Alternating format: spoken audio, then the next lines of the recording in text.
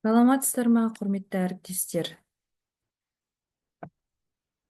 Мен Айтжанова Ақерке Орынбекқызы, нөмірі 283 орта мектептің география пәні мұғалімі. Сіздерге бүгін өзімнің авторлық бағдарламамды таныстырып өтпекшімін.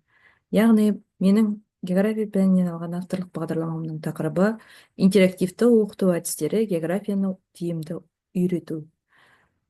Бұл бағдарламада негізінен 8 сынып оқушыларына арналып жасалынған. Бағдарламаның өн бойынан географияны оқытуға қызығушылық танытқан география мұғалімдеріне де пайдалы интерактивті әдістер арқылы оқушылардың қызығушылығын арттыруға бағытталып жасалған.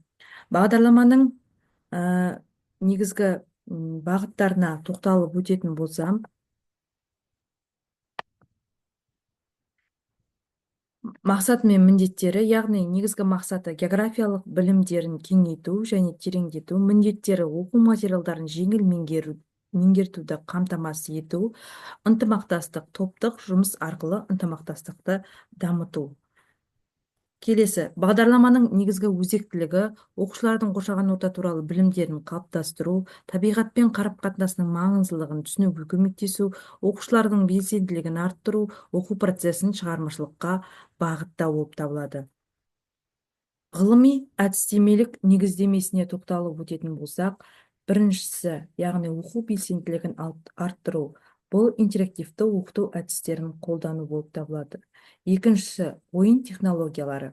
Рөлдік және іскерлік ойындарды пайдалану арқылы оқушылардың интерактивті оқыту жүйесін дамыту. Одан кейін мультимедиалық құралдар, яғни географиялық карталар мен цифрлық ресурстарды енгізе отырып жүргізу. Бағдарламаның негізгі бағыттылығына тоқталып өтетін болсақ, біріншісі оқу нәтижелерін жақсарту, яғни интерактивті әдістерді жүйелі қолданып отыру. Екінші, ынтымақтастық, яғни топтық жұмыстар мен диалогтық оқытуды қамту. Одан кейін үшіншісі шығармашылық, яғни практикалық және жобалық тапсырмалар. Келесі, бізде осы бағдарламадан күтілетін нәтижелерге тоқталып өтетін болсақ, яғни 3 нәтиже қамтылады. Яғни бірінші, білімді меңгерту, яғни географиялық білімдерді тиімді меңгереді.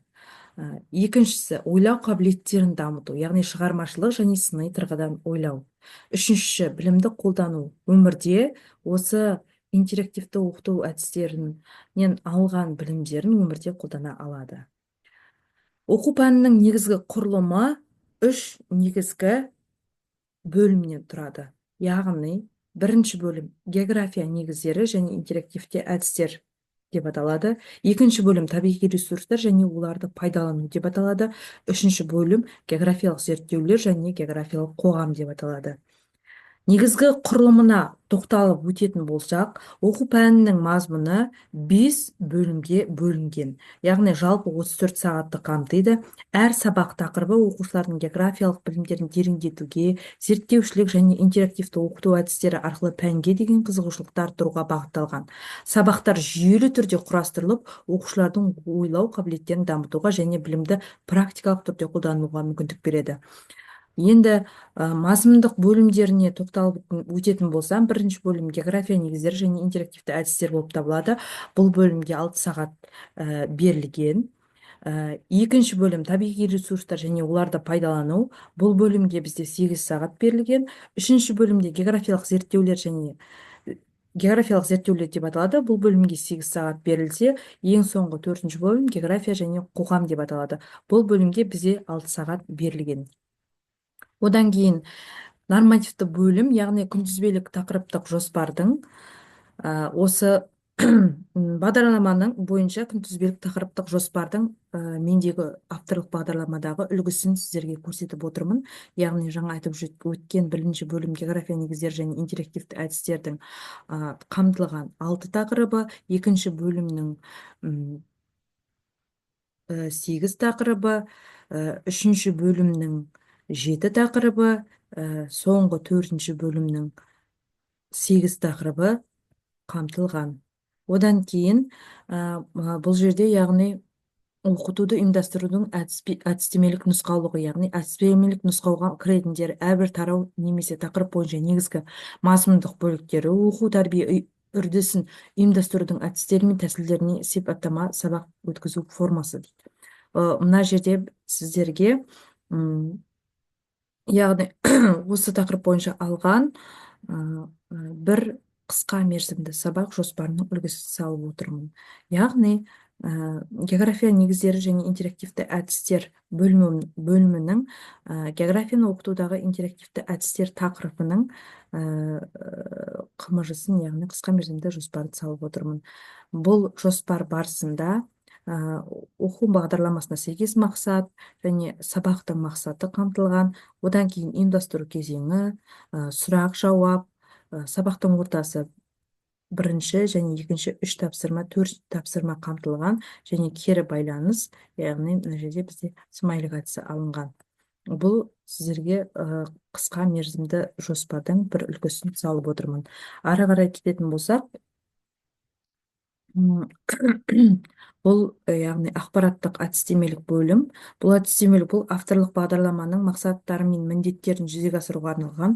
Бағдарлама мазмұны оқушылардың география саласындағы білімдерін кеңейтуге, олардың шығармашылық және аналитикалық дағдыларын дамытуға негізделген. Оқыту процесінде интерактивті әдістерді, мультимедиалық құралдары және инновациялық тәсілдерді қолдану арқылы оқушылардың белсенділігін арттыруға және пәнге деген қызығушылығын күшейтуге басымдық беріледі. Енді оқыту әдістері мен тәсілдеріне екінші, яғни географиялық жобаларды құрастыру арқылы оқушыларды зерттеу жұмыстарына тарту. Бұл әдіс оқушылардың мәселелерді шешуге, шығармашылық және инновациялық шешімдерді ұсыну қабілеттерін арттырады. Интерактивті тапсырмалар, бұлар сабақ барысында географиялық карталармен жұмыс жасау, диаграммалар құру, жергілікті табиғи ресурстарды модельдеу және талдау сияқты интерактивті тапсырмалар орындалады. Бірінші бөлімнің негізгі бағыты географиялық бағыттарды үйрену, жер шарының құрылымын зерттеу, картамен жұмыс істеу дағдыларын қалыптастыру болып табылады. Екінші бөлім жаңа айтып өткен табиғи ресурстар бөлімінде табиғи ресурстардың түрлерін анықтау, ресурстардың тиімді пайдалану жолдарын үйренуді қамтиды. Одан кейін үшінші бөлімде географиялық зерттеулер, яғни зерттеу әдістерін меңгереді, тәжірибелік жұмыстарын жүргізеді және жобаларды әзірлеуге және қорғауға дағдыланады. Осымен мен өзімнің авторлық бағдарламамды таныстырып болдым. Яғни менің бағдарламам тақырыбы, тағы қайталап өтейін, интерактивті оқыту әдістері және географияны тиімді үйрету деп аталады. Тамашалап тыңдағандарыңызға рахмет.